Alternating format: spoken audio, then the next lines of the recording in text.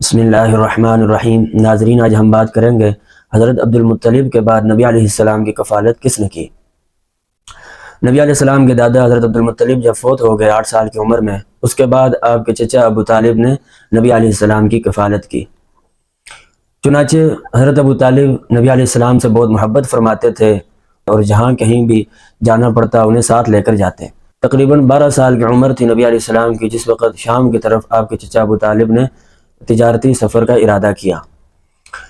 تو آپ نے سب قافلے کو تیار کیا اور عین روانگی کے وقت آپ نے نبی علیہ السلام کے چہرے مبارک کو دیکھا۔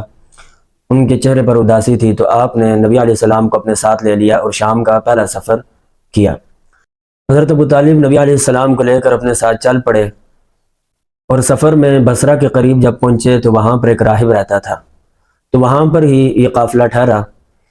اس نے دور سے اس قافلے کو دیکھا اور آگے بڑھا اور قریب آ کر اس نے نبی علیہ السلام کے ہاتھ کو پکڑا اور کہا، ھذا سید العالمین، ھذا رسول رب العالمین، یبعثہ اللہ رحمتا للعالمین، کہ یہ عالمین کے سردار ہیں، جہان کے سردار ہیں، اور یہ رب العالمین کے رسول ہیں، اور اللہ تعالیٰ نے ان کو رحمت للعالمین بنا کر بھیجا۔ تو قافلے والوں نے کہا، آپ کو کیسے پتہ چلا؟ تو اس نے کہا کہ ہم نے تورات اور انجیل کے اندر پڑھا تھا کہ یہ نشانیاں ہوں گی۔ تو میں نے جب اس کو دور سے قافلے کو آتے ہوئے دیکھا تو میں نے دیکھا کہ حضور صلی اللہ علیہ وسلم کی طرف درخت جھک رہے ہیں، سجدہ کر رہے ہیں، سلام کہہ رہے ہیں۔ تو سجدہ کرنا اور سلام کرنا یہ صرف ایک نبی کے لیے ہی ہو سکتا ہے، یعنی درختوں کا ان کے لیے تعظیماً سلام کرنا اور سجدہ کرنا۔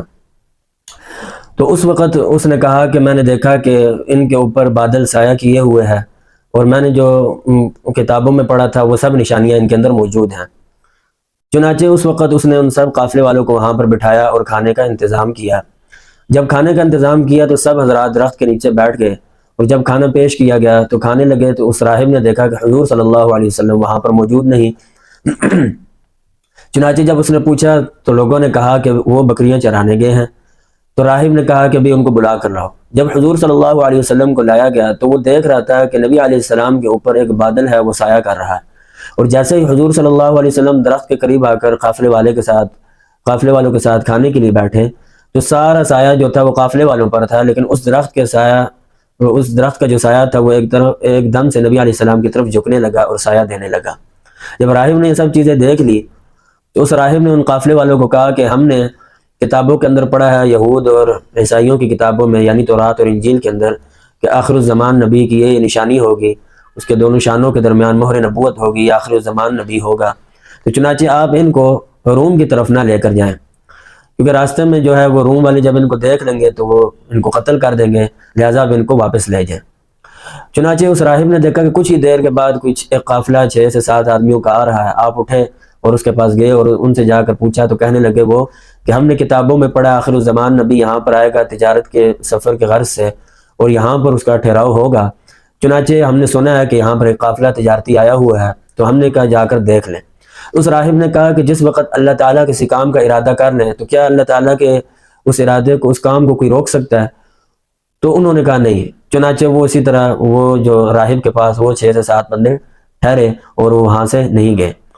چنانچہ اس وقت راہب نے اس قافلے میں اعلان کیا کہ ان کی کفالت کرنے والا، ان کا ولی کون ہے؟ تو سب نے اشارہ ابو طالب کی طرف کیا، تو وہ ان سے کہنے لگے ابو طالب کو کہ بھئی آپ ان کو لے کر کے واپس چلے جائیں، یہ نہ ہو کہ روم کے لوگ انہیں قتل کر دیں۔ یہ تھا شام کا تجارتی سفر جو پورا نہیں ہوا تھا، بصرہ کے مقام پر ہی تھا کہ حضور صلی اللہ علیہ وسلم کو واپسی جو ہے حضرت ابوبکر اور بلال کے ساتھ کرنی پڑی۔